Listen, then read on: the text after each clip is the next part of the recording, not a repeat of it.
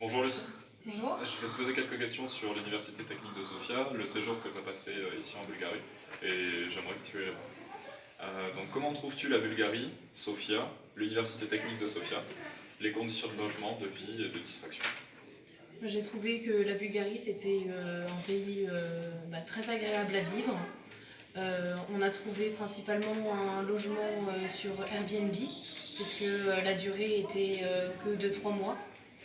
C'était quoi les autres questions? Ah pardon. Donc la Bulgarie, Sofia en elle-même, comment... Sofia c'est une ville assez sympa, c'est assez tranquille, il n'y a pas beaucoup de monde, donc c'est assez agréable à vivre. L'Université technique?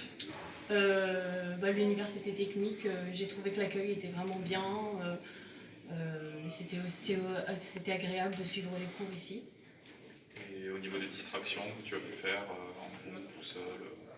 Il y a à peu près les mêmes distractions qu'on peut avoir en France. On a fait du karting, on a fait du bowling, on est allé aussi dans des bars.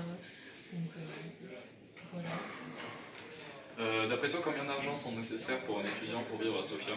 Et est-ce que tu as des conseils pour les futurs étudiants qui voudraient venir vivre et étudier à Sofia? Déjà, je conseille de regarder de chercher un appartement sur Airbnb. Le plus tôt possible, c'est le mieux, comme ça le loyer est moins cher. Et donc là, moi, par mois, je payais environ 400 €. Donc j'étais en colocation. Et c'est tout. Pas de conseils particuliers pour les futurs étudiants? À part utiliser Airbnb, non, j'ai pas d'autres conseils. Comment trouves-tu le programme d'éducation dans la faculté francophone? Et est-ce que tu as eu des cours préférés qui t'ont vraiment plu? En général, oui, les cours étaient vraiment... C'était des cours nouveaux qu'on a eus, donc c'était vraiment intéressant. Et puis le système d'éducation est différent, donc c'était aussi intéressant de voir ça. Moi, j'ai préféré le cours de Java qu'on a eu. Ça m'a vraiment permis d'apprendre de nouvelles choses. D'accord. Et le cours de bulgare aussi, qui était vraiment très intéressant et puis très bien, qui nous a permis d'apprendre un petit peu la langue et à lire le cyrillique.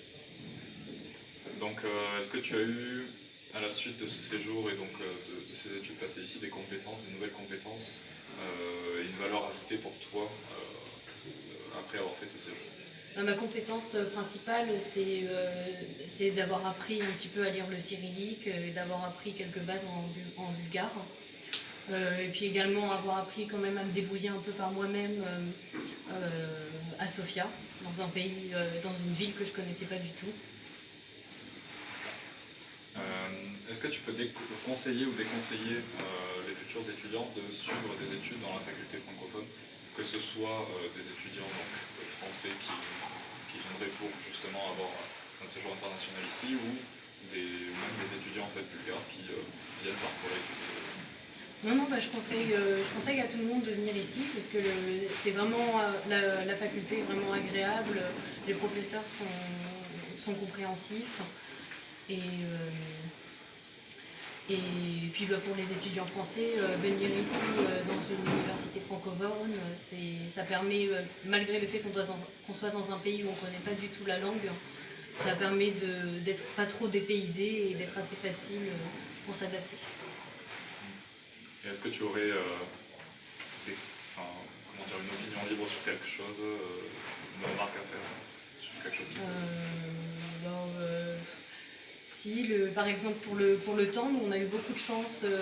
Les 2 premiers mois, on a eu un temps assez chaud. Même si là, voilà, le dernier mois, il y a pas mal de neige et il fait un peu froid, mais ça reste quand même agréable pour se promener dans la ville. D'accord, merci à toi Sophie. Merci.